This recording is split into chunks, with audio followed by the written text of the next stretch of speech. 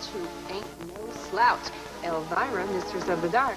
The name of the show, as I'm sure you all know, is Movie Macabre. It's a ghoulish goulash spiced to perfection by yours truly. This time around, we're taking you down under to the outback. Or is that out back to the down under? Well, no matter. What I'm talking about, of course, is that land of koalas and kangaroos, of playing with your didgeridoo till your hand turns blue. Australia. The name of the movie is Inn of the Damned. Damn what?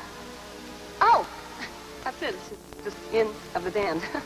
Starring Alex Cord and some dame named Judith Anderson.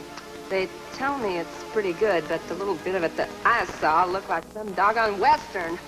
But what the heck do I know? It's Inn of the Damned, another movie math biggie, and it's coming right up. So the innkeeper says, "May I carry your bag upstairs, sir?" And the other guy answers, "No, that won't be necessary. She's perfectly able to walk." Well, I guess when you're traveling on the economy plan, you really can't expect a room with a bath. The best you can hope for is that the innkeeper will carry you out to the back and dunk you in the horse trough once a night. Boy, that room did have an interesting bed, though, didn't it? I mean, I've seen water beds, and I've heard of them magic finger massagers where you put a quarter in the slot, you know. But that was a new one on me. Too bad that bloke had to pick himself a gal who was such a screamer. "Shut her up, mate. The rest of us are trying to sleep here." Oh, gee. I wonder if he got this short-time rate or he got stuck paying for the whole darn night. Okay, Inn of the Darned continues right after this. If he was up your nose, you'd know where he was. An old military expression there. And now, ladies and gentlemen, in a rare, almost unprecedented public appearance, here's my boss from here at the station, Attila, the program director, with a special message for all you viewers of Movie Macabre. Attila? Hello, everybody.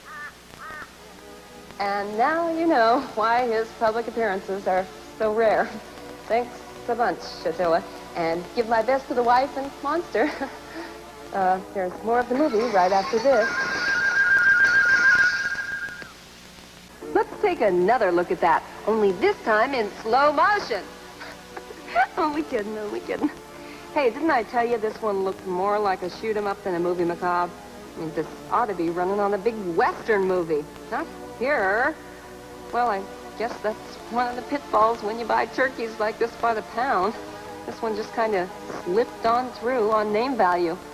Well, I mean, let's face it, something called Inn of the Damned sounds like a natural for Movie Macabre. I mean, anybody could have made a mistake like that. And besides, the person you really want to blame is Attila, the program director, if you want to blame anybody. But don't write any letters or anything, okay? And if you do write a letter, don't tell him I said it was his fault, okay? I mean, I didn't really come right out and say it, did I? Did I?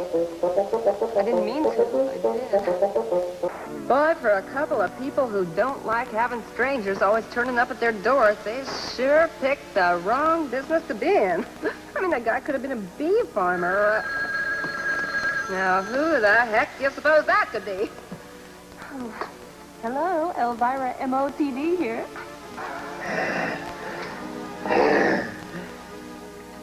Hello, Elvira.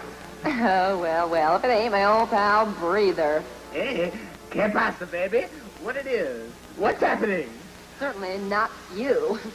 You once told me you wanted to become a tree surgeon, but he couldn't stand the sight of sap. What is it, sap? Breather. Well, Elvira, I've got another wicky-wacky breather joke for you.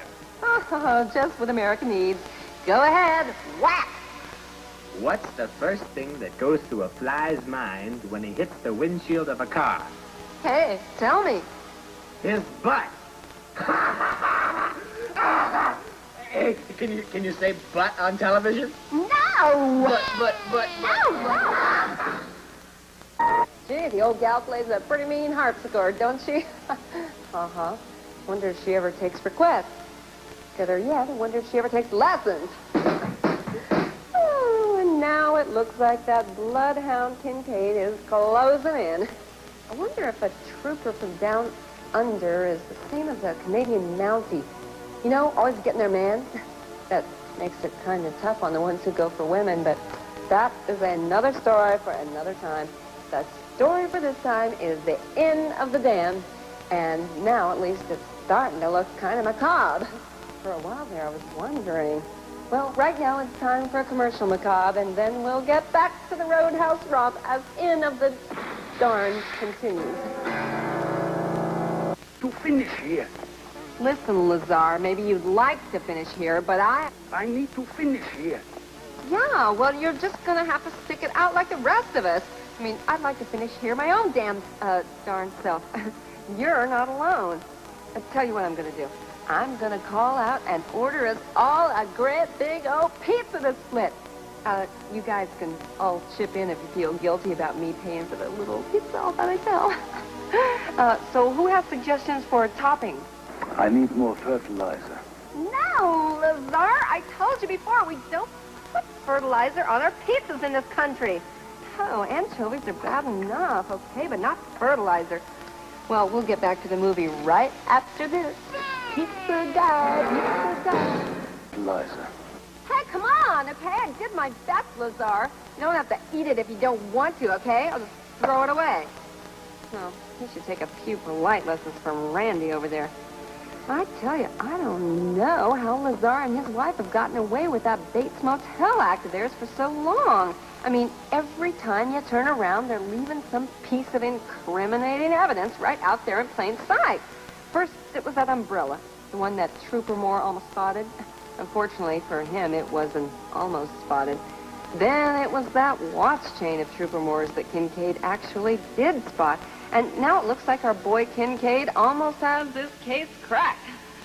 On the other hand, if he makes the mistake of sleeping on that bed, he'll have his back cracked. Oh, yeah, golly. The movie continues.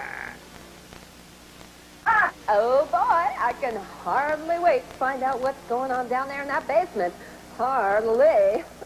We'll be right back with the exciting conclusion to Inn of the Damned, right after these messages from the advertiser.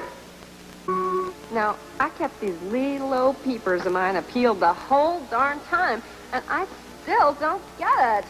I mean, maybe when you're running a movie like this, you know, one that comes from down under, maybe you're supposed to put it through the projector upside down for it to make any sense. The guys here on the crew, they said I should watch it standing on my head. Well, I tried it, and it just gave them a big laugh every time I fell out. Over every time I fell over. Let's make a deal, okay? No more Australian macabres, because next time we show one of them jobs, I ain't sticking around. I am heading for the nearest exit. Run! Run! Run! Wrong! Hold it. You don't want to run. That's how you start a panic. What you want to do is briskly walk towards the nearest exit, which is what I'm about to do right now. Briskly walk. I'll be looking for you next week, darling. You'll find the key in the usual place. And me too. So until then, here's a little swack to hold you over. And pleasant dreams.